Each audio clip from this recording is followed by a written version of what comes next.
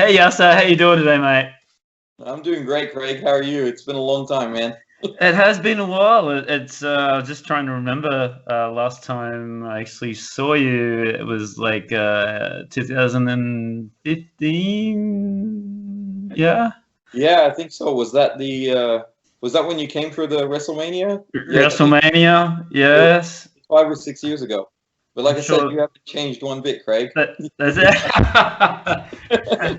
Yes, you still got the baby face happening. Yeah.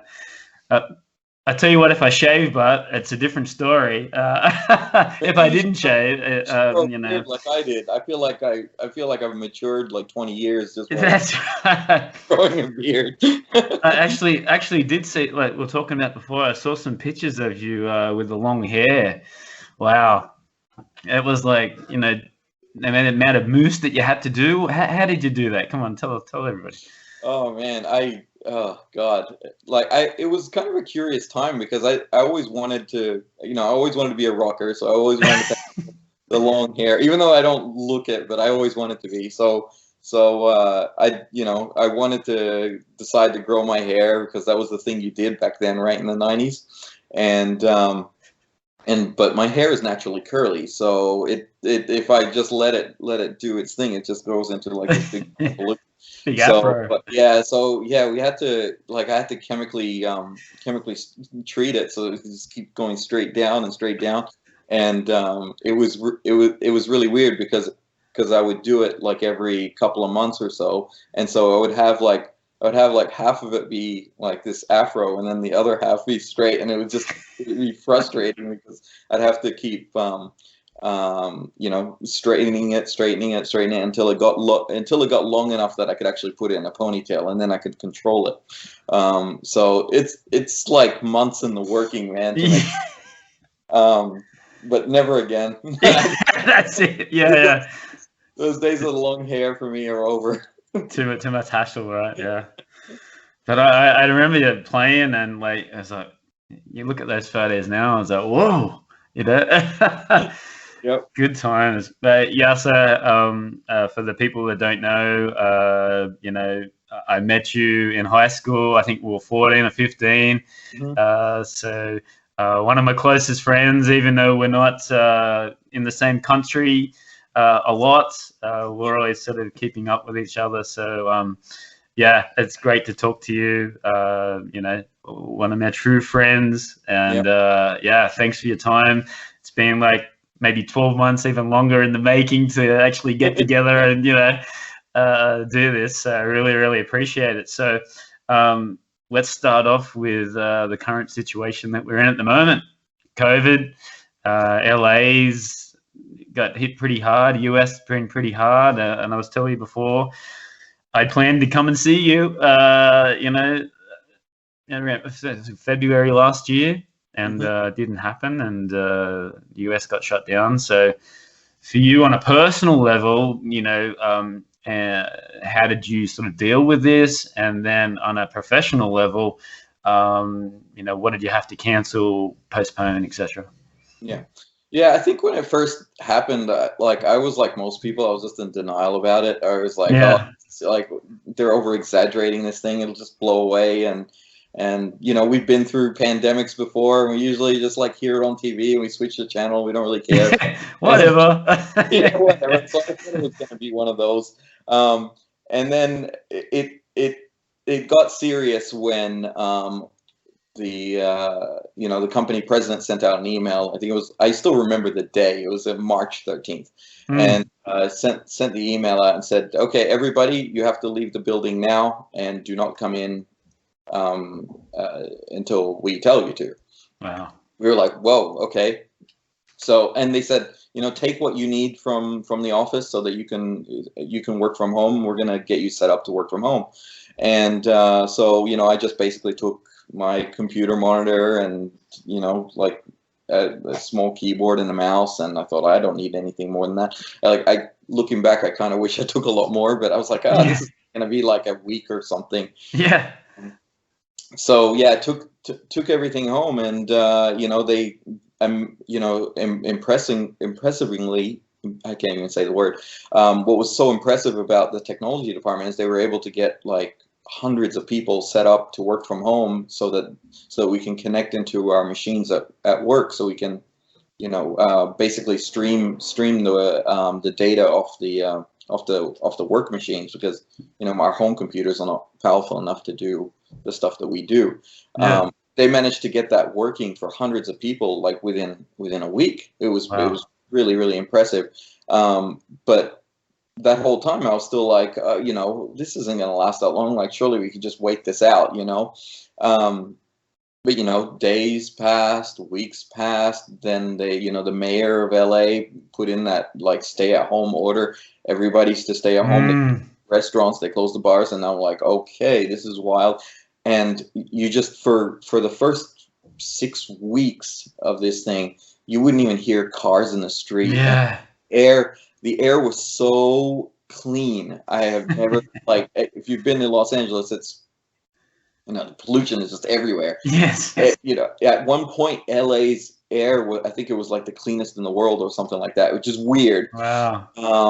And so, but, you know, I kept thinking like, okay, like surely this will be like end in like March, April, May, and I think it really dawned on me that we were in it for the long haul was around June, and I think, and that's when, you know, the company management was said, you know, just prepare that this is going to be in for the long haul. So, you know, I ended up getting a more comfortable chair and, you know, set everything up for to be comfortable to work from home, and and it's now, I think we're 14 months, and I'm still, you know, this is the very table that I work on. Still, and we're still not scheduled to roll back into the office till close to the end of the year. So it's going to come on like over a year and a half from not being in the building. So, you know, even my gym bag is still there. You know, I think some people even left food on the table, and I don't know what. Like, it's wild. It's like, it's hard to imagine, and I wouldn't have ever predicted that things would have gone as badly as they did. It was so extreme here that basically most people I knew ended up getting COVID. Fortunately, you know, most of my friends and family and stuff were all young and healthy, so it didn't really affect very many people. But you know, I also still knew a bunch of people that ended up getting sick and ended up getting to the hospital, and, you know, a couple of, you know, friends of friends have passed away. So it's definitely made an impact. We're definitely in a much better situation now. We have the lowest positivity rate in the nation now, and that's great. I think as of yesterday, it was the first recorded time we had 0 deaths. Wow. So, and I think today was also 0 deaths. So we're finally in that state. That's great. But yeah, I haven't been like, at least in Los Angeles, I haven't been to a bar and you know, like no restaurants or anything. And now everybody's out and about again, and, you know, I just hike Runyon every day. Everybody walking around, and it's like night and day. It's hard to explain unless you actually went through it, because that's right. I would have, like, I'm the most skeptical person on the planet. I would have never expected anything like this to happen, or for me to have actually gone through anything like this. So I think it'll be interesting when the borders open and people come, that they'll have no idea what we went through. That's it's going to be very, very interesting. And you know, a lot of people, the tourism industry is going to be booming, you know, once it all happens. Have you got your vaccine now? Have you got your COVID vaccine? I got vaccinated in January. So great. It's been a while. I think it's estimated half of America is vaccinated now, which is, you know, it's pretty impressive. We're way up there in terms of our vaccination. So I think that's basically saved the day. There's still a little bit while to go, but you know, they're so abundant now. Anybody can just walk into a pharmacy and get a vaccine if they want. But yeah, That's me, really cool. all vaccinated. Really cool. And I noticed that on your Facebook recently, you've been doing some flying.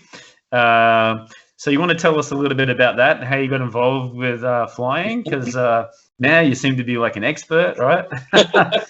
Well, yeah, before I got into animation, or before I got into anything really, it's like I had a bunch of passions. It was like either I wanted to be like a rock star, or an actor or something. Or the other thing I had was I wanted to be a pilot. And my parents at the time, learning to fly is an expensive Yes. exercise, so that was like a no-go on their plate. So Yes. I couldn't afford it back when I was young. So the minute I started working and I was able to actually do some training on my own, I decided that if I may not make it as a career, but I'd love to have this as a hobby. So when I was 21, I started taking flying lessons back in Bankstown in Sydney, and I did my first solo at the age of 22, and that was really like to me that was a life-changing moment, because it's when I tell people like the minute that you learn how to fly on your own, it's like it changes your perspective on everything, because it's like if you can control your life in your hands like that, you can do anything. Yeah. So it really propelled me psychologically, I think, to basically feel like I can do anything. So yeah, and I just kept at it, and I eventually finished getting my private license in Cessnock, back near Newcastle. And when I moved to the States, I just did a little bit more training to get my my U.S. private license, and and it never really faded for me, like the passion for it. And it's always like a new challenge, because there's so much to learn, and there's like new ratings and things that you can do, and there's advancements. So I always feel engaged by it. So I keep growing on that hobby. And so like just recently, I just decided to learn how to fly a different plane, and so that's what the videos were all about. And I bought all these, and the cool thing is about like technology now, I've got all these 360 GoPros now, and so I get to to the plane and take some amazing footage. And flying, I feel very privileged, because flying in Southern California is just amazing. There's so many towns and cities nearby that you can just go to. And I've flown to Vegas, I've flown to Santa Barbara, I've flown to Catalina, I've flown to Palm Springs. I don't really have that back in Australia. You'd go from Newcastle to Sydney, and all the small towns that there's not much going on in. But here there's just so much going on, so it's really, really cool. And so flying here, it's not so much just for fun. It's actually used as a method of transport, because there's just so many big cities like close by, and a lot of airports, tons of airports. So people fly here for transport, and so I feel very lucky that I get to do my hobby, here in Southern California. And like you were saying, the fresh air now, it'd be awesome to go up and fly. And that's really, really cool. Yeah. All right, yes, let's go back into your sort of background and history for some people that don't know. So you're living in US. You've been to Australia for majority, half, but you were originally born in Cairo, Egypt, I do believe. Yep. How long did you stay there for, initially? So, so I was born in Cairo, so I'm Egyptian, and my parents are Egyptian, and my dad was studying in university at the time. And then he got a scholarship to get a PhD from the United States. and so when at the age of 4, we all moved to the States, Missouri actually, and my dad did his PhD at the University of Missouri there, and then after a few years we had to move back once he finished his doctorate, so we went back to Cairo for about another 3 years. At that point, I was struggling in school because I had established English as my primary language because it was so young, 4 years old. I basically just started school in the United States. So when I went back there with a completely different language, I was struggling in school, and my brother as well. He was only 4 months old, and he was also like having trouble picking up the language because he was at that point where you start to pick up language. Yes. So my parents were basically, they decided that it just wasn't right to stay in Egypt. So we tried to immigrate back to the United States, and at that point the opportunity wasn't available for us, and but Australia opened up its borders for us, and they looked at my dad's credentials. He had a PhD in entomology. It's really helpful for the Australian economy and agriculture. Yeah. And so they basically just welcomed us with open arms and said, here's your permanent residence, like right there. And we moved to Sydney in 1992, I think it was.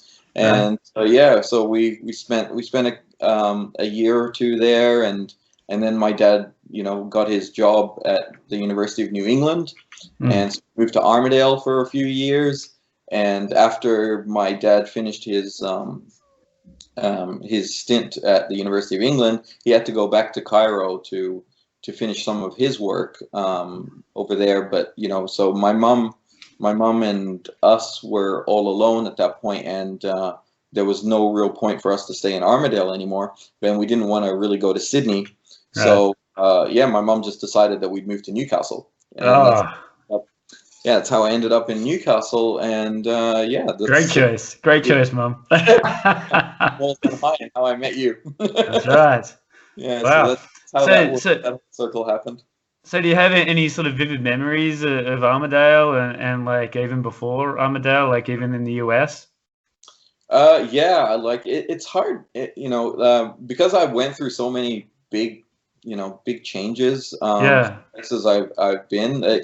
Those memories really, like, they stay etched into your mind. So I remember what it was like going to elementary school here in the United States. I even remember some kids' names, and I even looked up the school that I went to, and it's still there, and it's kind of crazy. None of the teachers are still there or anything, but my dad's professor, the one that he worked with, he's still around, and he's still in Missouri. So we're hoping to actually go and visit him. Wow. Yeah, in the next couple of weeks, actually. So my dad hasn't seen him in 33 years or something, and so we might be going to visit him really soon, which is really crazy. But I have, I remember, my mom taking care of me, and I remember growing up with the kids there, and I remember what it was like living in Egypt and going to school there. School over there was much more difficult, much more strenuous than in the West. So I remember what that was like. I remember, and then I remember like my first days in Australia and how that felt like I was back in the United States. Right. I remember my mom saying, it's like, oh my God, we're like back in America, but we're not. But it felt like that. It felt like that. And so I remember all those little things. They're very pivotal points in my life. So it's hard not to remember them. Armidale was amazing. I went to Armidale High School there, and I'm still very much in touch with my high school friends there. I went to the 20-year reunion in 2017 or whatever it was, I think. Yeah. So I went and I caught up with people there, and all my high school friends that I hadn't seen in years. And it's really, really cool to just I love technology for the fact that you can stay in touch with people that you may have for years, and so it was so good to be able to see those people, and they already knew about me. Like, it was wild. Right. Oh, you on Facebook, we see what you're doing. Yeah. And that's really cool. So yeah, I very much kept in contact with everybody that has wanted to stay in contact. Anybody that wanted to talk to me, I stayed talking to them, and that includes you and other friends from Newcastle. Yeah. So I value that. I haven't forgotten about everybody. That's right. Yeah, absolutely. And we'll get to talk about it a little bit later, but I can always remember going to visit you in the US. I think it's maybe 4 or 5 times now. And, we've caught up a couple of times in Australia as well. And it's just really cool to, where we've come from, like, we're just friends, we're mates, and a lot of the people in LA are like business, and and when I come over there, it's like, all right, let's play some music, let's find a band, you know what I mean? It's just real back down to earth, just and I appreciate it just as much as you do, I guess. So that's one thing that I will never forget. Anyway, now the next, when did you come to Wallsend High? Because this is where we met, right? So I came to Wallsend High right after we moved to Newcastle from Armadale, and I think that was 1994. 94, right? Yeah, and I can't remember if it was at the start of the year I think it was at the start of the year that I joined the school, and you were one of the first people I think that I talked to. It was crazy. And a bunch of others, and it was a fun school. I missed it. I missed the teachers there. It was like this really smart dude. Yeah, he was like super smart. He was always giggling, and he had this always big smile on his face, and happy to talk to anybody. That the one thing that sort of sticks out, like when we first met, is one day you brought in this thing that I'd never heard of. Was phosphorus. So tell us what you did when I was in the same science class as you. So tell us what you did there, Yasser. What did you do? I thought that was a pretty funny thing because I I thought it was really strange that everybody like saw me as some sort of a genius. Yeah, that's right. Yeah, it's funny because I always thought of myself as like average intelligence, but for some reason Wallsend High had this standard where I was somehow a genius. It wasn't the most academic school. Let's just say that. It wasn't the most academic. But and everybody would keep asking me, like, how are you so smart? How are you so smart? How are you so smart? I'm like, I had no answer to that, and it was frustrating because A, I didn't think I was that smart, and B, it was like, why are you guys keep asking me this? I just tried to do my best in school, and that was it. Yeah. So then one day I just got frustrated and said, "Oh, I have a magical, I got a magical chemical that I take, and it's phosphorus," and everyone believed it. Like, I didn't even know what it was. It's like, oh, yeah, cool, I'll taste it. and then it was just like, and they're like, and then all my friends were like, "Oh, you got to bring it in. We need to try this stuff. We want to get smart." And like, I just brought a small bag of sugar one day. And then I think I gave it to you and a few others, and you taste it. You're like, so this is phosphorus. It tastes like sugar. Like, hang on. It's pretty sweet, but you'll be smart now. What does it increase brain cells or something like that? You'll say, yeah, increases brain cells. Yeah. Oh man. So that's that funny story, but yeah. Did you end up selling it, or were you just giving it away? Oh no, I would never do that. that's what you do as a 14-year-old. That's right.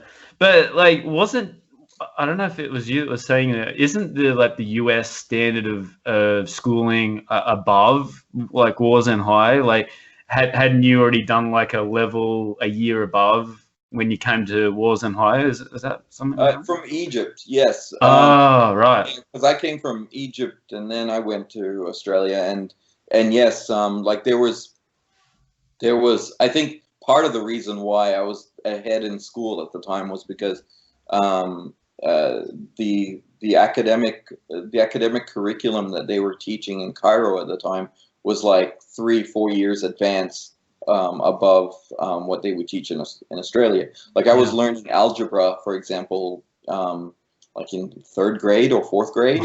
Wow. Whereas they don't teach that. They don't really teach that. I don't think anywhere in the West until like high school. Yeah. So I felt like when we moved to Australia and I was in class there and they're basically teaching us what a triangle is. And I'm like, what the hell? I know Pythagoras. And it's what, and I'm only 11 at the time, which is crazy. So yeah. So I think that was part of the reason why people saw me as so smart. It wasn't the fact that I was. It was just I was just well ahead of other people. They just taught more where I came from, and so everything to me felt really like really, really, really behind. It's you imagine you telling someone who knows Shakespeare like this is the alphabet. Like it felt like that. Like I just felt like, so that was part of the reason, but I never really saw myself as in any way smarter than anybody else. I just just luck of the draw, and I just and with the pressure in places like Egypt, you have to do well. If you don't do well, you're kicked out of the school, or you get punished, or it's very, very, very serious there. So everyone works really, really hard to be the best. Whereas I think coming to Wallsend High was a little bit less casual, more casual. a lot more casual. That's a good way to put it. Yeah, but I'd never, it was a great school. It taught me a lot of,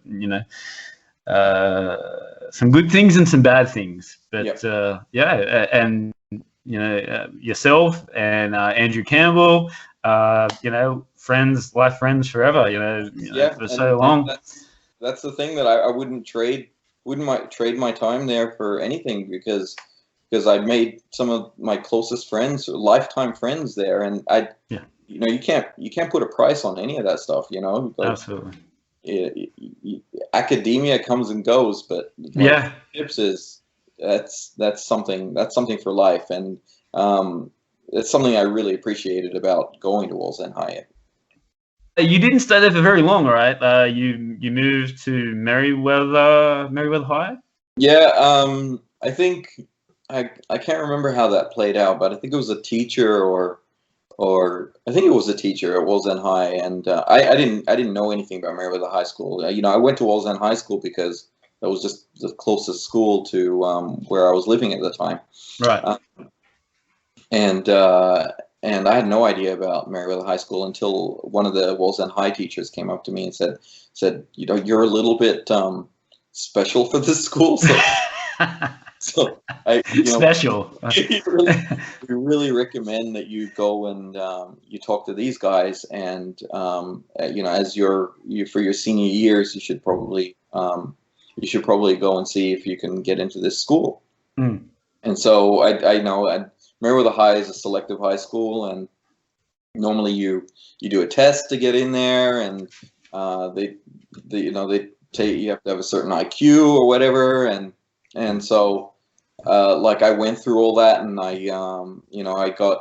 I got accepted in year 11 and 12, but I at that point I feel like I feel like a lot of the Walls End High bad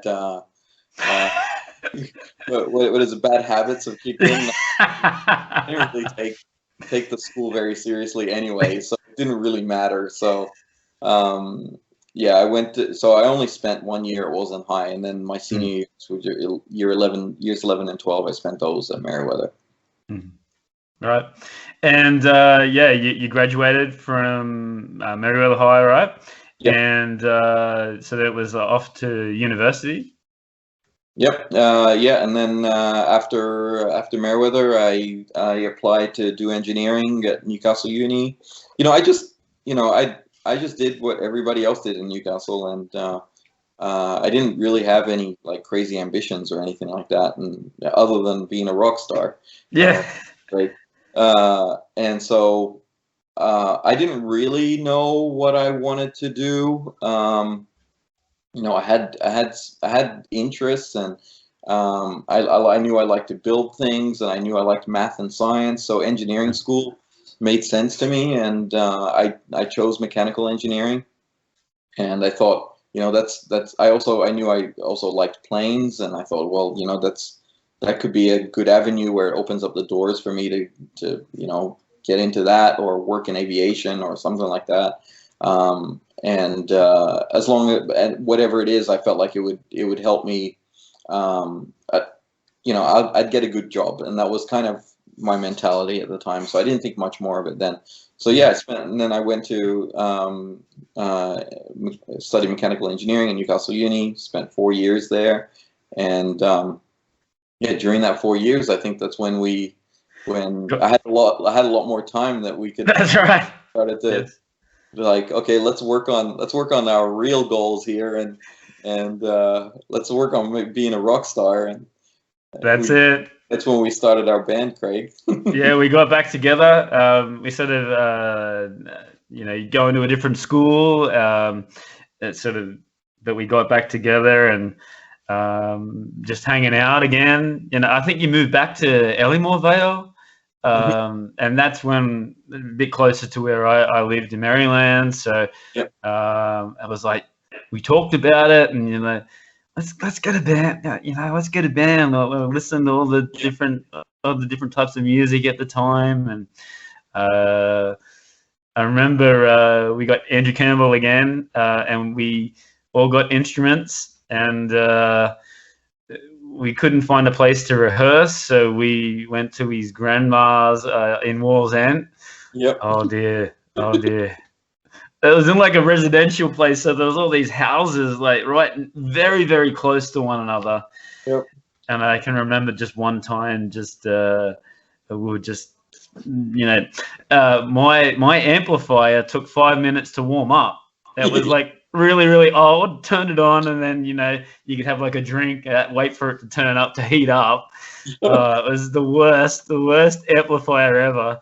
Our gear was just awful at the time, and I remember I was actually a night jam, and the grandma was fine with us making noise, but there was just one time Yasser went in, started playing on the drum, bang, and Yasser's not the one to be like ting ting ting ting ting ting. He gets behind the drum kit and is like down you playing this so loud, and this neighbor, I can just hear it. I was actually not in the room.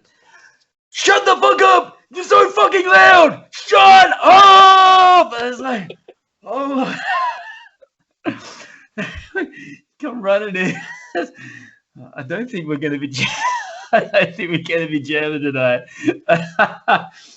Oh dear. And that was the end. There was like no warning. It was just no warning. I'm gonna fucking baby it in. Oh, shut the fuck up.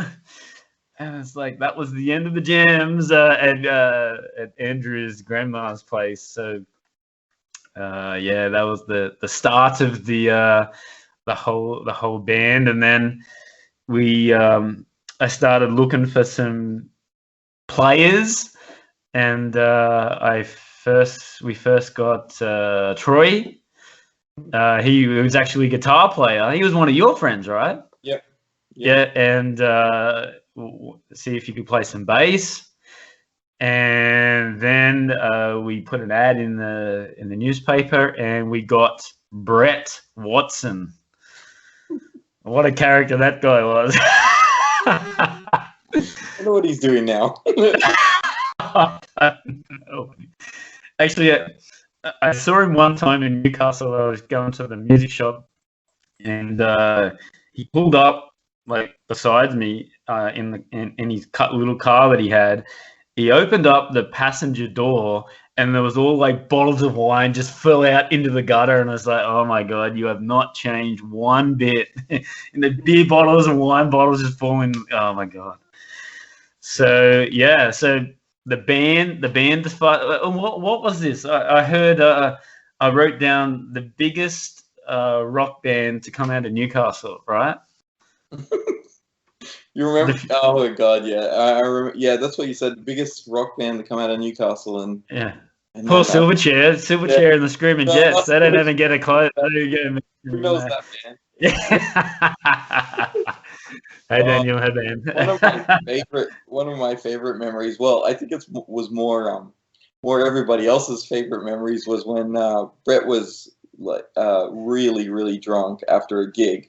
Oh yeah. I can't remember. The Grand Hotel. Grand Hotel.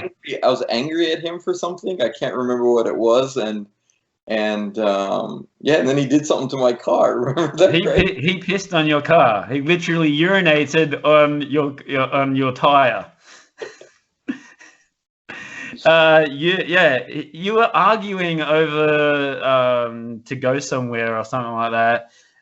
So you poured like ice water over his Coke or something. Yeah, you poured a Coke over his head, and instead of like belting you, he just opened up his fly and just urinated on your on the car tire. Oh dear, he had no shame, that boy. He just got it out, just like, what? And he just went away.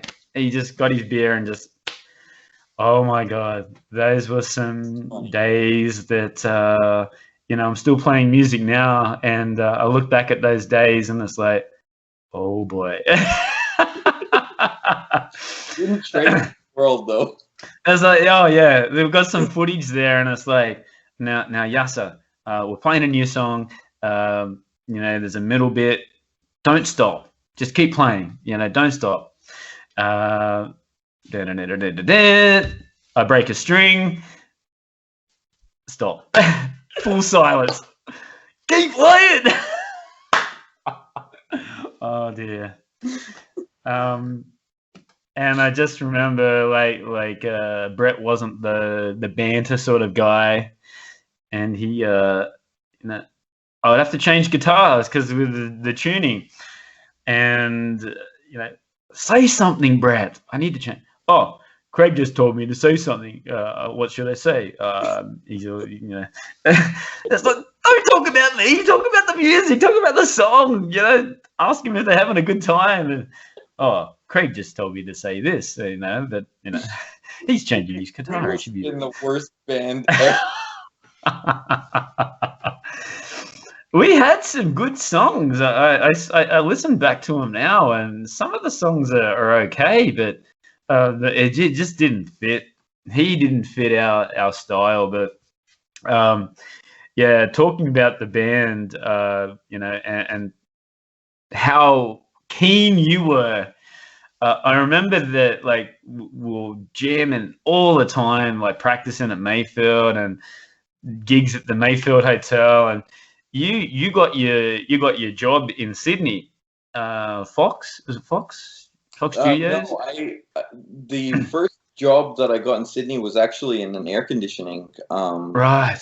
So I was still in that phase where I didn't know what I wanted to do, and so I ended up just taking basically the first job I got, and it was working for an air conditioning contractor, and so I was designing air conditioning systems for large scale buildings for a good year or so. Wow. Before I realized that I didn't want to do that anymore. So the thing was, yes, and I tell the people that are about this still, you moved to Sydney, but you're still a part of the band. You did a recording with us. You would finish work. You'd travel 2 hours to come up to Newcastle to practice for 2 hours, and then you'd have your where you couldn't eat, before sunset, and then that was those times where like, dude, I love your commitment, 100%. You were coming for practice. You were playing gigs on the weekend, and it was like, dude, you're gonna burn out. Like this whole. Did you have the Sigma at the time? Yeah, I had it was Nissan Bluebird. Nissan Bluebird. Oh, Cool. that you flogged that to the ground, mate. I remember when the whole the brakes, they would whistle. It was just like metal on metal, turning up to a light. We'd just be playing Metallica and Faith No More, and yeah. You were the designated driver, right? You'd come and pick us up every weekend, me, you, and Campbell. We'd go to the what was it? The biggest disco. What was it was a routine. It was like I'd take $20 Australian, and that'd last me the whole night. Yeah, I remember that. And, where would we start? Did we start at the Grand Hotel? I think it was the Grand Hotel, and then either the Grand Hotel or we'd go the Grand Hotel. We'd go across the road from the biggest disco, get the stand, go to the biggest disco. That'd shut at midnight, and then we'd go back to the castle? Was it the castle? Anyway, and then we'd go to the Grand, the Underground. Oh, I still can't believe I put up with all that, the whole time not drinking. Like that's it. Every weekend, it was without fail. Like me and Andrew would be drunk out of our minds, and then you'd just be, hey, this is great. Yeah. And you guys would just buy me Cokes all night. Yeah, that's it. Caffeine. Yeah, and no, those good times, and then we'd have our way going back home. Instead of going like down the main street, we'd go. Yeah, we'd always think it was real funny going past the red light district in Newcastle. That was always really funny. Do you have a credit card? No, just go. Just yelling at these people. Oh my God, so childish, but that's teenagers and yeah. And wow. I think you were working like at Pizza Hut. Yeah, I remember you working there. Yeah, I was still when I was in university, I was still that's how I was earning money. I was delivering. Yeah.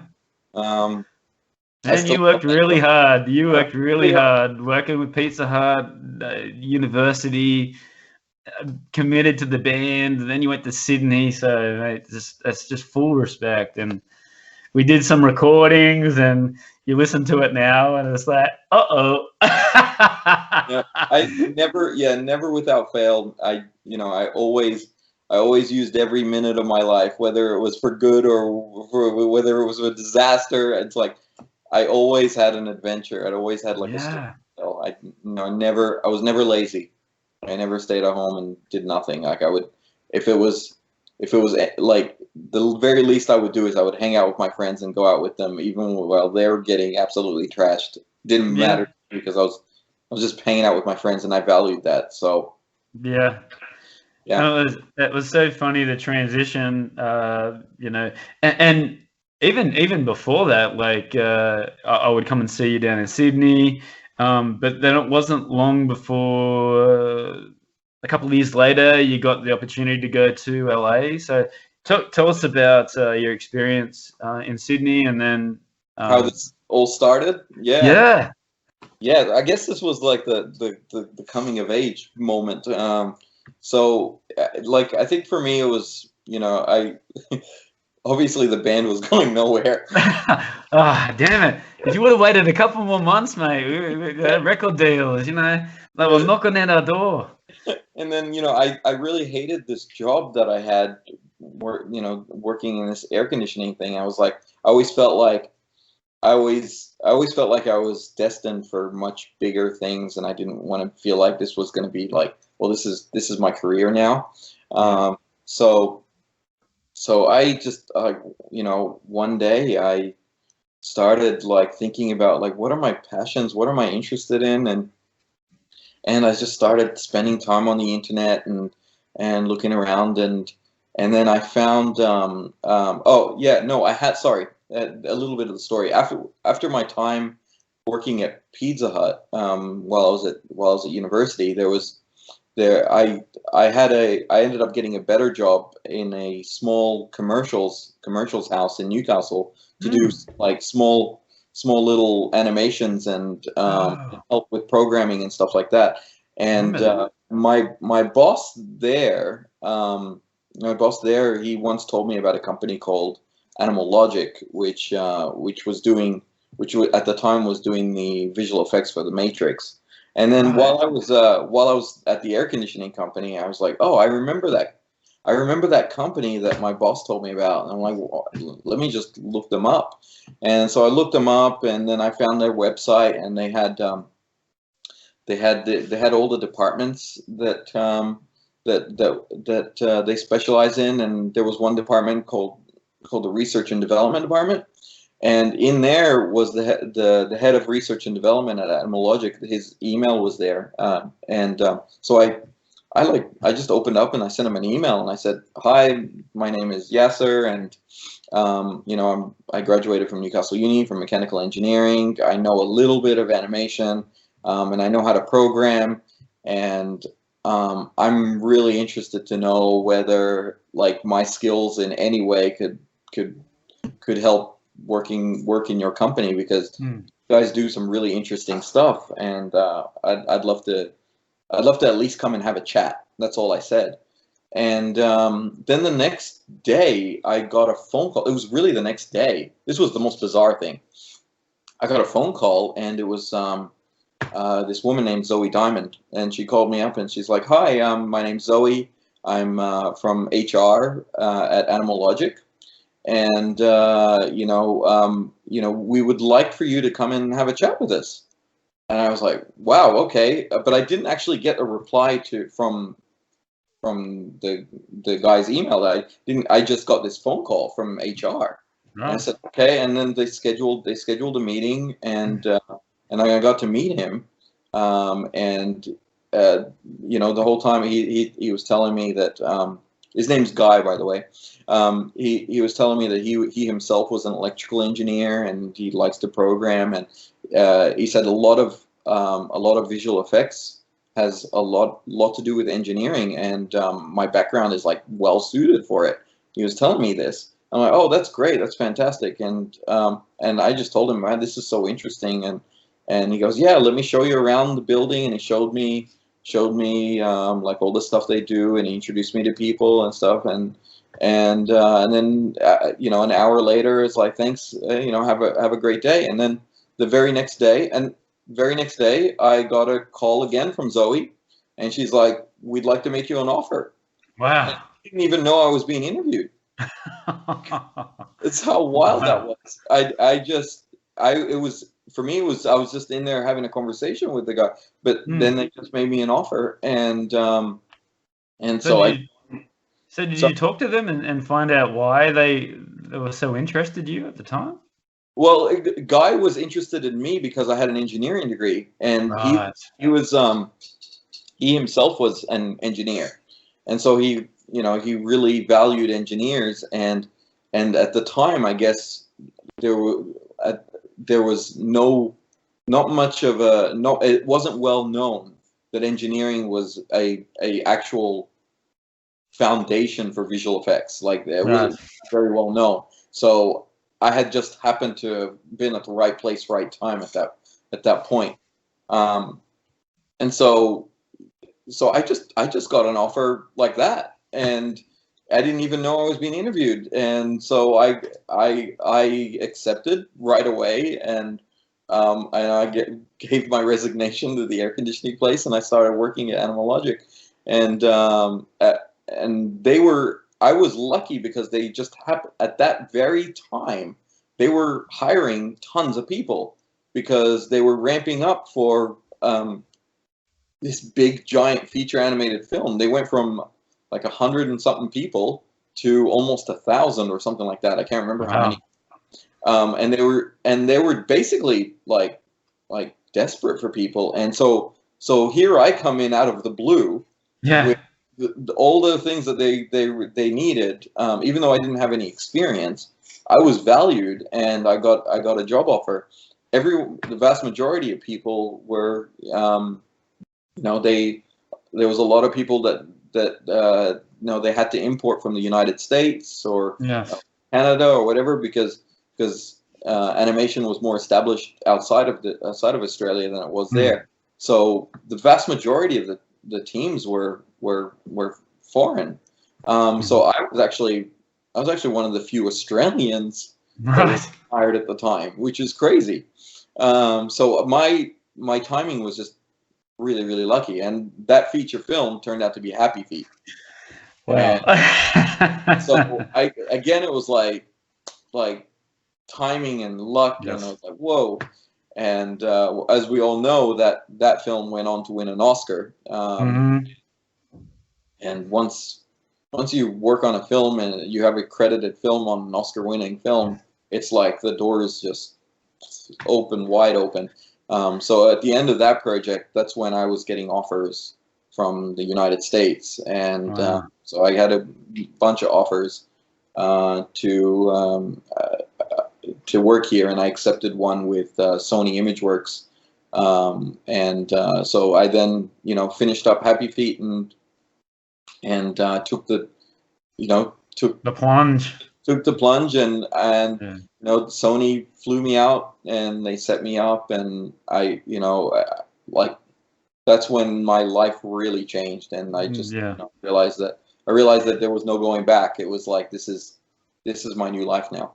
Yeah, I can remember. Was it difficult to get the visa the first time, or was it the second time difficult to get the visa to the US? Both times. So as you remember, like September 11 happened, and there was a little bit more restrictions on visas from people, particular names and backgrounds, and kind of thing. So unfortunately, it turned out because I was born in Egypt, that I was subjected to extra administrative processing. The first time the United States, the first time Sony got me my visa, it took 6 weeks longer than it would take a regular Australian. And so, but it was like, 6 weeks, it wasn't too bad. I got it. It was fine.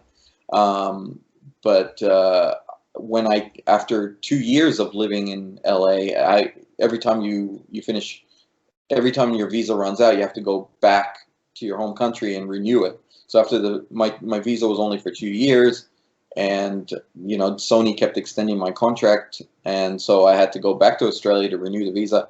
That time, the second time, it still went through administrative processing, but then that time it took 4 months. Wow. So I was stuck, and I thought, like my career was ruined at that stage.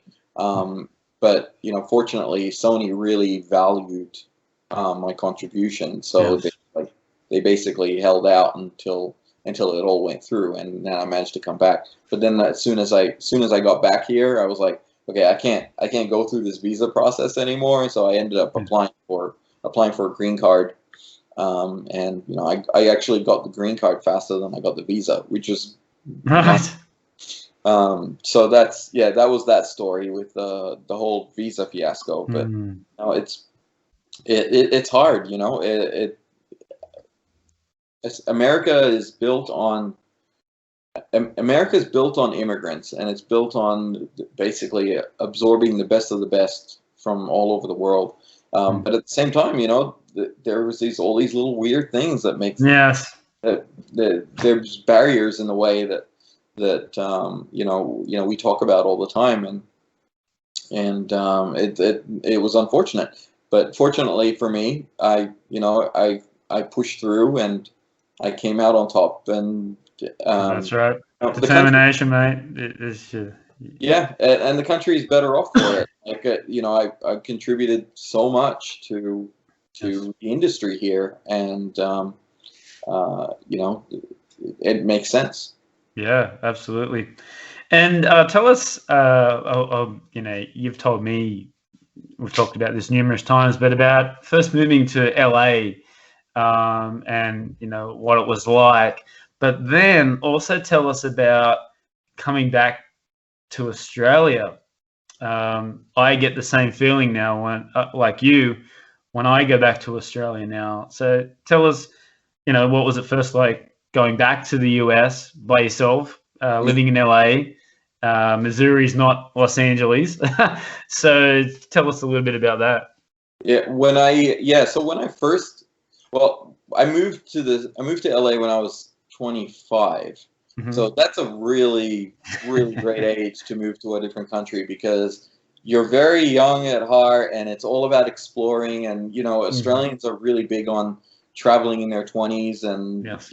so it was a great time to move, because it was so exciting. And it's, I'm like 25 in a brand new city, and I'm back in the United States, the country that I was like, I learned English in. And so I had, I felt like I was home from the very first day I landed. So for me, it was like super exciting. And I was also lucky because I already had a lot of friends here. Right. And I had those friends because I worked with them on Happy Feet. Like I said, the production hired a lot of Americans at the time, and some of those Americans came back to LA. And so I managed to, catch up with them. And so I wasn't alone. I like, from the very first day, or like very first night I was here, I was already like catching up with friends and going out with them and stuff. So it was easy. It was very, very easy to transition. And I didn't pack anything when I moved. I didn't even have a full luggage. I had a carry-on. That's what I moved with. So and then I just decided that I was going to start like my whole new life here. And I didn't know how long I was going to stay, but like I had a 3-year contract, so I knew 3 years already was going to be that's a while. So yeah.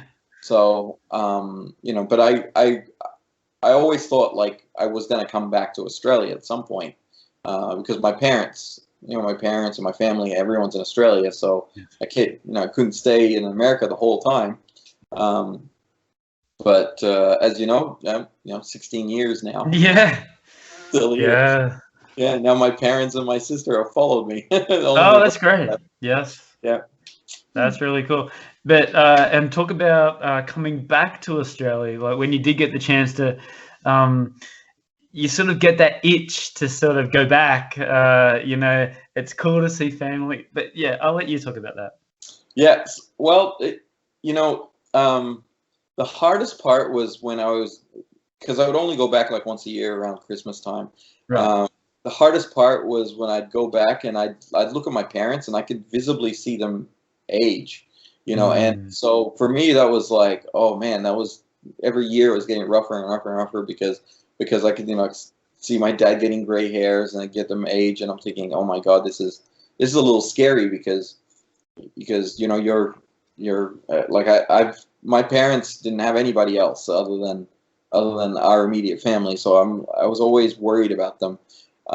So that part was hard, but what was super easy was the fact that I still had my friends in Australia as well. So I just went straight back into my old routine. I'd catch up with you. I'd catch up with Campbell. We'd go out, hit the town, same thing. Go to the Grand, whatever. It was just like you was like yesterday, right? Like nothing would change. It was really comforting to know that I had a new life, but it was always like, oh, but I can always go back to my old life. But now, 16 years on, it's probably different now, but at least when I was first doing this, it was it was a really great time. It Yeah. was it's easy, you know, and I'm very fortunate of it. It's probably helped me be able to stay this long in LA because I had such a really great few years when I first moved here. Absolutely. And tell us a little bit more about Happy Feet. I mean, it was a huge success. It won the Oscar. So your first movie that you're a part of, you won an Oscar. Yeah, yeah. It's you know it's crazy because it was my first film. I kind of like I somewhat took that for granted. The fact that the first film that I worked on won an Oscar. Yeah. That must be how everything goes. Yeah. No, we just had a, you know, it was an amazing team. We had the best Yeah. luck to draw, and you know, George Miller, the director, was phenomenal, and you know, it was already crazy to think, like, you know, I was a big fan of Mad Max, for example, and I was Yes. like, man, this is the director for Mad Max, and you know, I'm seeing him in the hallways, and he's saying hi, and he's like the nicest guy in the world, Yeah. and you know, it was that production was like, to me, my life changed when I started to work on Happy Feet. It wasn't so much when I moved to LA. It was like there when I worked on Happy Feet, because it was at that point that my foundation for the career is where it started. Yeah.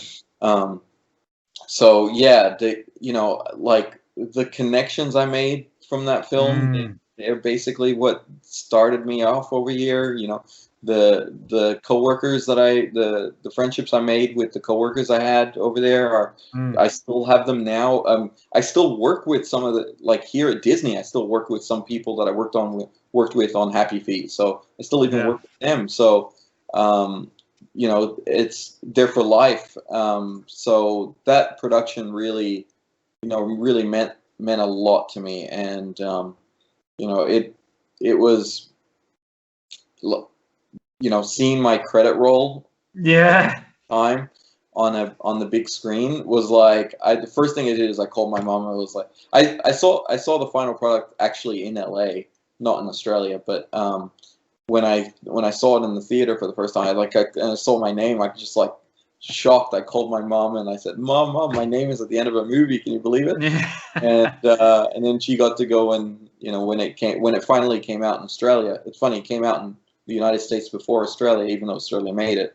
And then when she got to go and see it, you know, it's just like see my name there. It was like it was a start of a new thing, you know. So that movie is really special to me because that's what, to me, was what the life-changing project that changed, got me to where I am now. Okay, yeah. And I have this one thing where if I see one of your movies now, yes, I'm the last person in the cinema. And it's like, I'm waiting until I get to see his name. I'm not leaving until I see it. It's like, oh, there it is. It's like, okay, I can go home now. I'm I'm really proud of you, mate, of what you've achieved and all that. And I've always supported you 100%. So yeah, Happy Feet. And then, you know, was it easy after that, or was it difficult? Like such a huge success from your first one. Where do you go from there? You know, is it down or is it up, or was it consistent? Tell us. Well, that's the funny part is, like, I don't know if somebody's looking out for me or whatever, but I've always had, like, it's like I went from working on Happy Feet to coming to work on Sony on these big productions, and I worked with Tim Burton's Alice in Wonderland. And so sorry mate, what was the change from to Sony? Was it what was it like, the difference? Yeah, no, the change. Like, what did you change to Sony? Was it the same company, or was it like what was there a change there? Well, so Sony's the company that hired me after Animal Logic. So right. That was the first company that I worked in LA. Right. So they're the ones that brought me over here. They're the ones that got me on the visa and everything. And they originally had me signed up to work on Beowulf, which was remember that one with Robert Zemeckis, who's another amazing director. You know, Back to the Future. So yeah. So that's another crazy thing. I was like, whoa, I'm working with the Back to the Future director now. So I worked on that production at Sony, and then I worked on Cloudy with a Chance of Meatballs, and so I love that film. And what else? And Tim Burton's Alice in Wonderland, and so after working on those, so all those films were, you know, they were all big, critically acclaimed films. So so even though none of those won Oscars or anything, but I think Alice in Wonderland was nominated for visual effects. I think, can't remember, but you know, so that's when I realized, okay, like getting an Oscar is actually a rare thing. And it just happened to be the first movie I worked on, but I still had I was still very privileged to have ended up working on those big films. And then when my time was coming to an end at Sony, I was you know, that's when I was contacted by Disney to come and have a chat with them about about a feature film that they're working on about basically their take on Rapunzel, which is now, you know, when I first worked on it, it was called Rapunzel, and they changed the name to Tangled. Right. Yeah. So yeah, and when I went and had a chat with Disney, and you know, they told me about the production, and I'm like, wow, this is beautiful. I would love to work on this. So I left Sony to come and work on Disney, and at the time, so again, just weird universe thing. At the time, Disney wasn't in the best shape. Like Pixar was Pixar. People think Pixar was Disney, but it wasn't really. Pixar was their own company that, you know, and Disney was the distributor. Disney Animation was more struggling than Pixar at the time, so the focus tended to be on Pixar and Toy Story and all this stuff. So Tangled was kind of like Disney Animation's jump into 3D animation to do like princess movies. And I just, like, when they talked to me about it and they told me about the story, and I was like, I fell in love with it.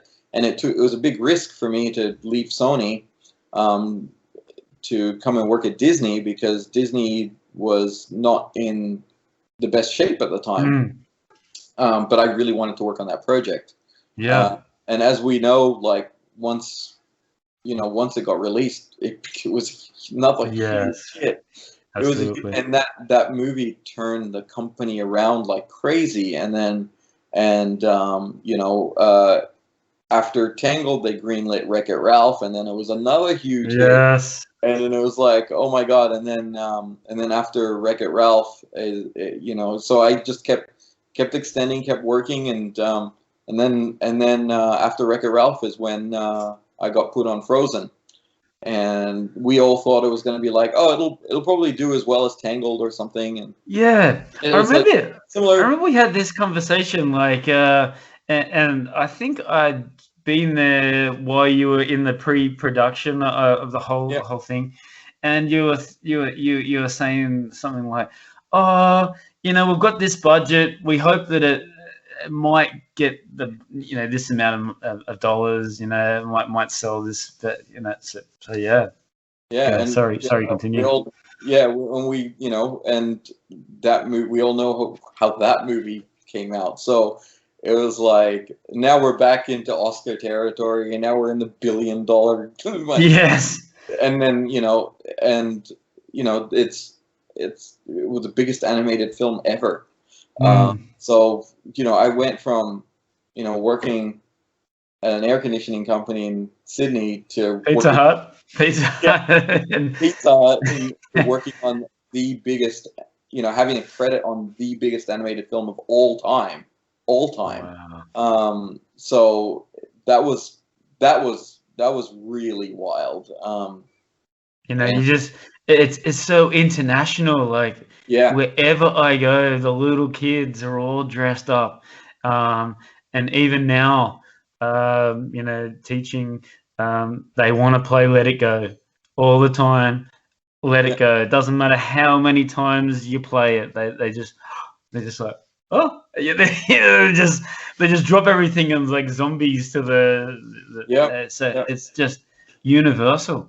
Yeah. yeah, and when Frozen 2 got greenlit, and I like this time I had the opportunity to be a department supervisor on the film, and Right. I jumped on that, and because I would definitely, it's one thing.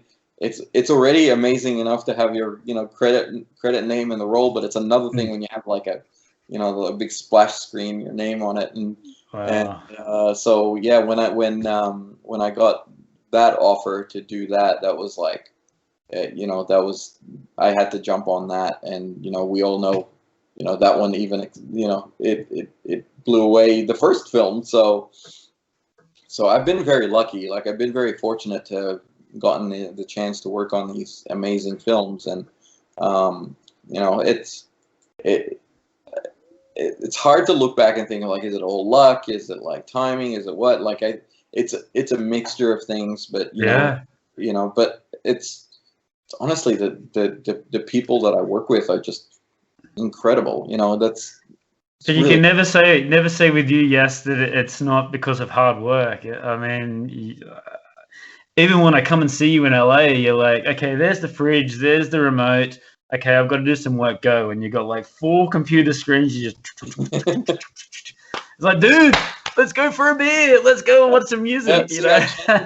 All that energy I used to have between jumping around from driving to Newcastle and getting the band and doing all that stuff, I channeled all that energy into something else, and this is this worked out. So here I am, still here 16 years later. Was it easy for you to fit into the Hollywood sort of lifestyle? I mean, you hear of some terrible stories, going there and not surviving in that sort of, and even I, the couple of times that I've been there, there were certain people there that would never survive 5 minutes in Hollywood. So how have you sort of being able to live in Hollywood for 15, 16? You just keep your head down, man, and just focus on the job, and that's what's important. It's like just the job.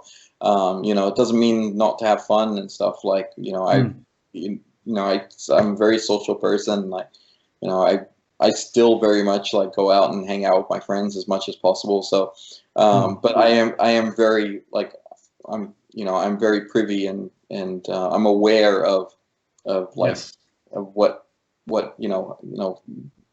going down the rabbit hole and going in the wrong direction, and so I know what that direction is, and I just avoid it, and I just stick to what I know and stick to what I believe in, and I think that's a big factor in how people, whether you do survive staying in LA or not, it's like, are you going to be focused on what you're here for? Right. Or are you going to get distracted by the bullshit? Yeah. And I don't get distracted by the bullshit. Yeah, absolutely. And correct me if I'm wrong, but you're still living in the same place on the Strip, just off the Strip, right? Yeah. So I live near Runyon Canyon. I don't know, where that is. It's this famous hike in LA. People do it. They see all of LA and the Hollywood sign and all that. I live like right next to it. It's a great location. Like it's tough. It's tough. Yeah, it's tough. My address is Hollywood, which is so weird to say that I live in Hollywood. I actually live in Hollywood. Yeah. Because people just say, "Oh, you live in Hollywood?" No, I live in actual Hollywood. And is your neighbor still Mr. Jeremy? Well, he's in jail right now, so so he's gone that last. My neighbor anymore.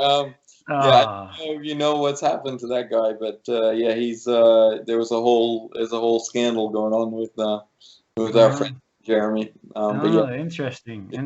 Yeah. Yeah, he his apartment is still my neighbor.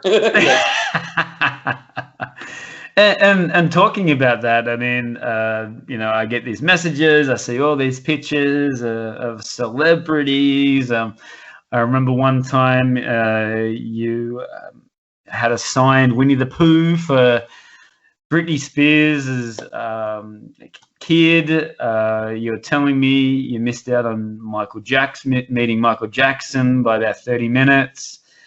You showed me like signed System of the Down, you know. Yeah. Yeah, it's kind of funny. It's like eventually all that stuff just becomes a wish-wash. Yeah. It's like like friends, right?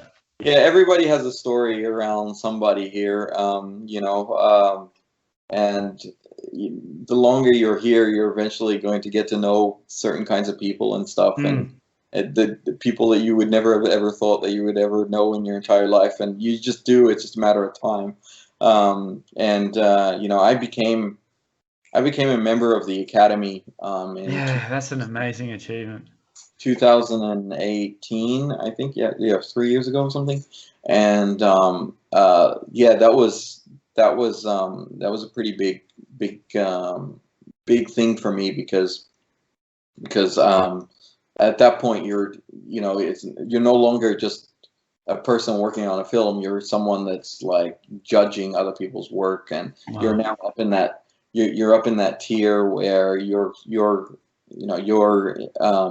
looking at these animated films or shorts or film or regular live action stuff, and you're actually judging their work. So that was a big thing for me, and that was you know, and when you become one of those members, you get invited by a lot of studios and PR firms and stuff like that to come and watch their films and come and meet the actors, meet the directors, meet the producers. They want to talk to you and tell you all about their productions. And so that was that's a huge privilege of something that I get to experience. And I love every minute of it. I met some amazing people. And everyone was so nice and kind, and but you got to realize they're all your peers. You don't feel starstruck or anything like that anymore. Like you do in the beginning, of course. You're like, oh my God, it's Brad Pitt. But I saw a picture with Matt Damon, Brad Pitt. I've met a lot of people. I met some, And any sort of stick out, like in like you just went. Well, I have stories from a lot of them. Like I think Brad Pitt was a great one to me. Like I always loved his films, and I think he's a really talented actor. And when I got the chance to get invited to one of the events where you meet and greet, I got there was only like 30 people or so invited, so it was a very small group of people, and I took my sister, it's still Brad Pitt, even if you've got like all these top-notch producers and stuff all around you. Everybody still wants to talk to Brad Pitt, no matter who. No matter who. Like they could be the big. They could be Oscar-winning producers themselves, but they still want. It's Brad Pitt. You got to talk to Brad Pitt. So he was surrounded, and so I didn't actually. So even though there was only a handful of people at these little parties, I didn't think I would be able to get a hold of him. But he's like my sister at the time who came with me. She had a cast around her leg. She injured her leg, and she was just like limping, but she really wanted to come because she really wanted to see Brad Pitt. Of course. And funny thing is, Brad Pitt saw her, and he saw the cast on her leg, and he just pushed everybody out of the way. Oh wow! He pushed everybody away, and he reached out to my sister and like grabbed her hand and said, "What happened to your leg?" He just asked her, and then she just started. She's all giggly and started talking to him and stuff. And then we managed to have a little chat, and so that was a really cool moment. Like it was so human of him to just Like, Yeah. he's like, it's like, get out of the way, all you people. I want to talk to this woman who has an injured leg. You know? So, Wow.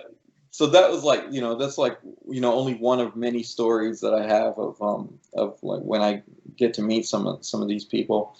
Uh, you know, You you know, go I met, through the list, like yeah, even with the first with Happy Feet, wasn't that Nicole Kidman, and Nicole Kidman was one of the yeah. voices, right? Nicole Kidman was, I think she played Gloria, the mom, I think, and I can't even, I actually can't even remember who's what, but yeah, Nicole Kidman was in there. Brittany Murphy was another voice. Mm. Robin Williams, yeah. So Wow. yeah, there's like, yeah, Such a two. shame you go through that list, and yeah, tragic. Yeah, it's really tragic. Yeah, it's sad, man. Mm. But yeah, I haven't met Nicole Kidman yet, or I would have loved to. Somebody I would have loved to meet is Robin Williams. I Mm. never got to meet, never got to meet him. Mm. Um, and Brittany Murphy would have been amazing too. But yeah, I have a long list of people that I hope Yeah, to. it's still yet to meet. Yeah, unfortunately, last year none of these things happened because of the pandemic, so I didn't get to meet a lot of the people that I would have met. Typically, they're the ones that are up for nominations and Oscars and stuff. And then so this year, like Anthony Hopkins won the Oscar for Best Actor, and I thought, oh man, if it wasn't for the pandemic, I would have met Anthony Hopkins last year. Wow. So it's like, he's one that I really would have loved to meet, and Mm. but hopefully, maybe knock on wood this year, or definitely next year. Hopefully, we can get back and we can pick up where we left off. But it's one of the things that I actually really, really feel very privileged to have here in LA, and it's part of my new life now. Yeah, absolutely. Yeah, I'm just I just sit there and listen to these stories, and I just go, wow. You pick me up from the airport, and there's no roof, your convertible roof, and a brand new car, and it's like, yeah, this is the life. Yep, no Sigma, no Nissan. Yeah, where's the Sigma? Come on. Yeah, it's funny. I drive a Tesla now, so. Oh, right. Yeah, but like I said before, I've been there a couple of times to come and see you, and every time I've come for, like, obviously to come and see you, but there's a purpose. And some of the biggest moments have been when I was in America. The time I rushed back to your place to find out that I'd won the meet and greet for Metallica. Yeah. And that's, you could see how that all changed. But yeah, there was one time, it was the last time I went. We went to WrestleMania in San Francisco, Santa Clara, and I went back. Every time you're working, I'm going to another city, and when you're not working, I'm back in LA. So. Yeah. I can't remember if I drove back to LA or I flew back. Anyway, we hired a car. We went inland, went to WrestleMania. It was amazing. It was great to see Undertaker and Triple H, and talk about your relationship with the University of Newcastle. I know that that's one of the main reasons why families first, but also. You do like lectures with the university students. So tell us a bit about that. Yeah. So I still have a good repertoire and good connection with the university. So whenever I do come back to Newcastle, I'll always like hit up the university and say that I'm coming. And when they know I'm coming, they'll usually make the time to schedule like a lecture hall or an open forum or something like that, so they can give the opportunity to students and stuff to come and just chat with me and basically tell the story that I'm telling you right now. and kind of just guide people on how to follow their dreams, and explaining how I used some of my skills from school and engineering, and how that was like the propeller to get me to where I am. So I always, because that was such a big part of what brought me here, I always feel like I want to give back, and so I always try and reach out, and I contact the university to make those conversations. So I'm hoping that once this pandemic's over and I get to visit Australia again, I'll be able to kind of get back into that and contact the university and reach out. And so I'm still very much in contact with them, and always want to try and give back as much as I possibly can, because I wouldn't be here if it wasn't for them. Yeah, that's right. Absolutely. A great cause. And speaking of that, like we'll get into the cliche sort of questions now. So what do you say to people that want to do what you're doing? Like tell us what your advice. Honestly, it's just persistence, and just not just like, if you're unhappy where you are, like, do something about it. Like, make a change. Try and see what is it that you actually care about. What is it that you're interested in? What is it that you want to put your passion in? And just reach out. Like, send out emails, talk to people, get to know people. You don't be afraid of rejection. My whole career was based off of a random email that I sent out. Yeah. So it starts off like that. Everything starts off with just like a small reach out. Let's just go and reach out. And it's not just a matter of that either. Like, work towards it. Like, if you need specific skills to get to something, like, work on those skills. Make sure you know how to do what it is that you want to do. Make sure you try and be the best at it. These are things that I've always strived for. It's, it wasn't like, I keep saying that, oh my God, I was so lucky that this and this has happened, but I wouldn't still be in a job 20 years later if it was just lucky. Like, I basically know what I'm doing. So you still have to, you gotta take that opportunity, take that chance, but then really own it, like, really work towards it. So that to me is the biggest advice I would give to anybody. Yeah. And what is the future for Yasser? Like, I know you can't talk about too much about future work, but what is the future for Yasser? Yeah, so I'm supervising right now on the next. So we have 2 animated features this year. One was Raya and the Last Dragon that came out in March, and in November we have Encanto coming out. I'm not working on that project. So normally we release 1 film a year, and it usually comes out in Thanksgiving. The project that I'm working on is coming out Thanksgiving in 2022. So I'm pretty much just ramping up on that right now. It's still very much, pre-production, still early, trying to figure things out. But it's exciting, and every project that I work on is like a new job, because nothing is the same. I'm constantly challenged because everything is something different. So I never get bored in this job, because it's not like a factory job or anything like that. And what's motivating you now at the moment? Yes, I mean, you've been so successful in this career.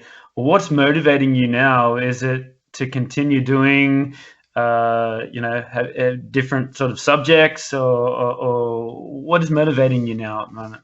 Well, it's funny. Even though I've been in this industry for 20 years, I feel like I've really only scratched the surface. Yeah. Of what I can do. It's a small industry, but it's a big industry.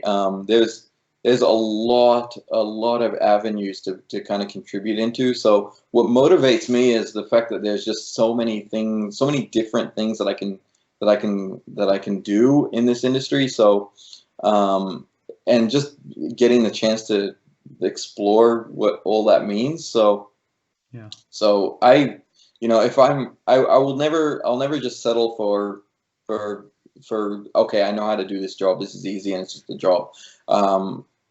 I will try and chase what the next challenge is. Like, well, what's something I haven't done before? I want to, where can I, put my energy, and I'll put my energy there. So that's what motivates me, is that there's still so much opportunity. And I'm fortunate to work at a company like Disney, because Disney's really open about letting you explore, like, whatever it is you want to explore. And we have a thing called the Short Circuit program, and that program allows any regular artist to do an animated short, to direct an animated short with their own team and all that kind of thing. You just pitch your short, and if they like it and they get selected, you get to do it. You get to direct it. You know, so there's a lot of avenues like that I haven't even scratched the surface on, and I want to see where all that goes. Yeah, absolutely. And the last couple of times that I've been there, the more recently, you were telling me, just be confidential, and we can cut this out if you want. You were saying, Craig, you need to come back to LA very soon, because I think I'm going to get married. I was like, what? Yasser? Gonna get married? And then maybe a couple months later, I send you like a text message, and it's like, hey, how's everything going? How's the relationship? Yeah, I'm not going to get married. And it's like, that's my boy. So, obviously they are asking me the same thing, but, still just happy with your career and, working hard. Yeah. My personal life is definitely not lacking. Like, I develop relationships with people all the time. For me, it's just, it's got to take someone I really, really, really like to kind of just go, okay, this is someone I can spend my life with. Yes.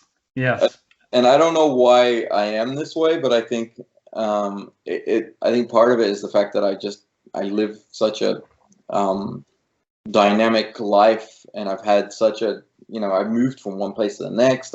My life is just, I'm used to change, constant change, and I guess long-term relationships scare me a little bit, because it's like, well, I'm used to change, and this is not change. And but that said, like, yeah, definitely, if it's the right person, then I'm there. Like, I've been at Disney for 11 years, and so I haven't changed that. And why haven't I changed that? It's because I love my job. And so, you meet someone that you love, and then you don't need to change. And so it's not always about change. That just hasn't happened yet. So yeah. See. Yeah, that's it. Yeah, same. And social medias, mate. Where can people out there want to get in contact with you, get to know more about you?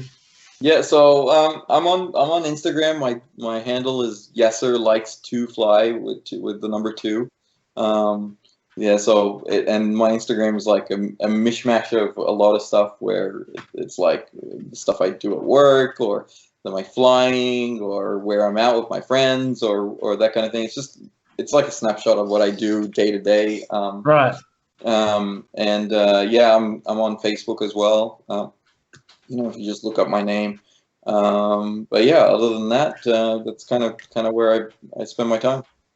That's also reminded me, one more thing just before we go, your pins, your pin project. Yes. That is amazing. Can you please tell us about that? I've got it written down here, but I didn't say. I forgot all about it. There's so many things to...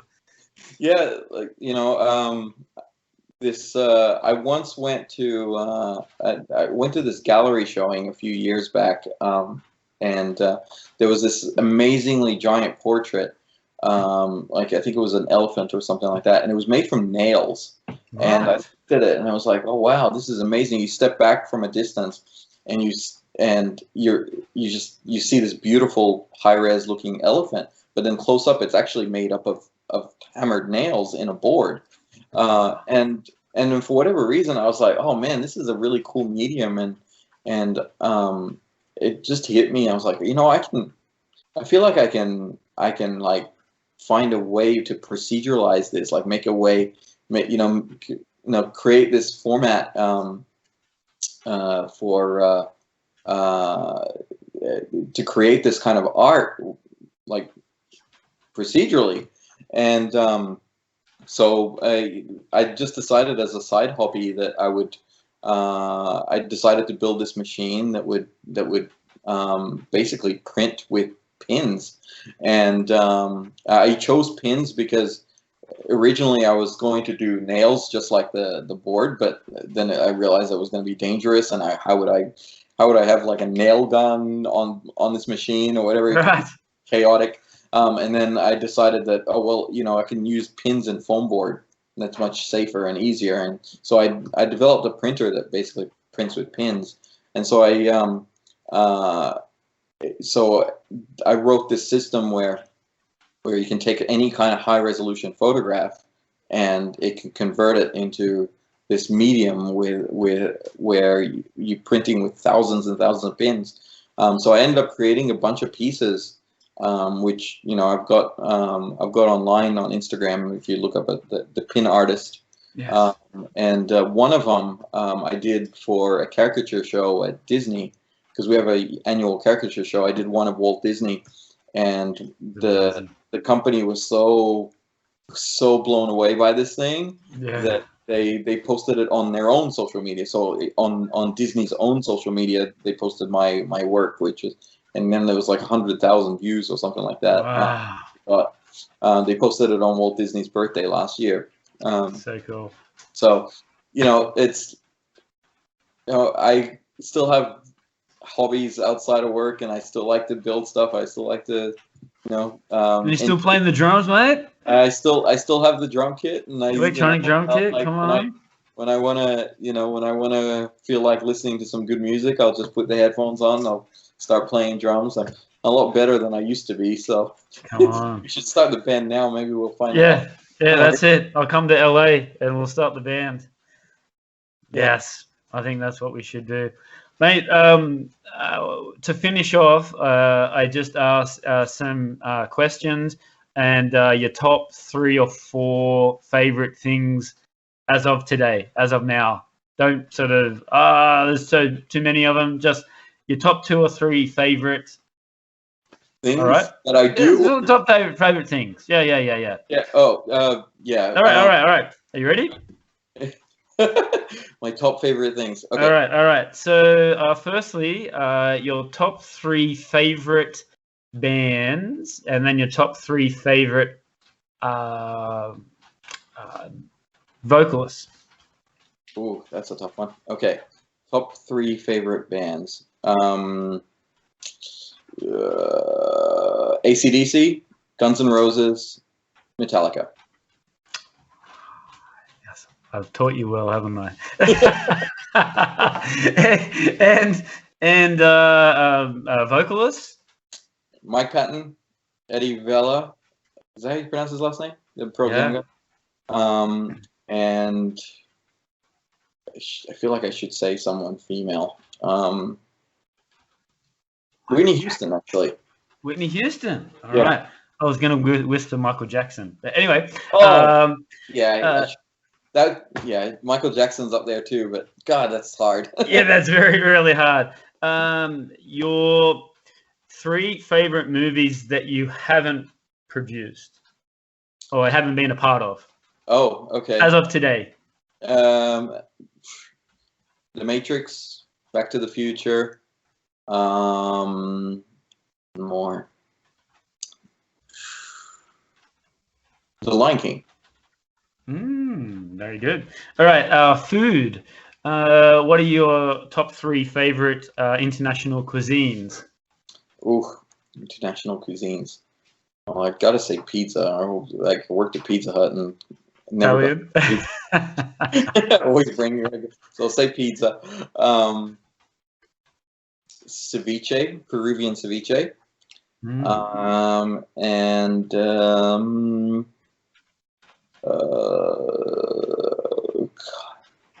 probably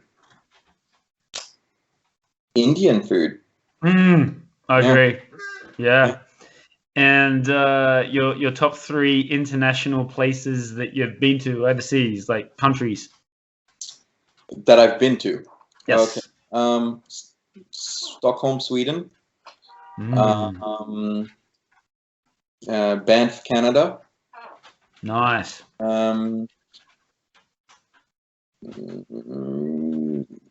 Just gotta be one more. Tijuana, Mexico. I've never been to Mexico. This is really? Blows people away. Third one. Probably want to give that a miss anyway. You know what's funny? I gotta say Egypt, actually.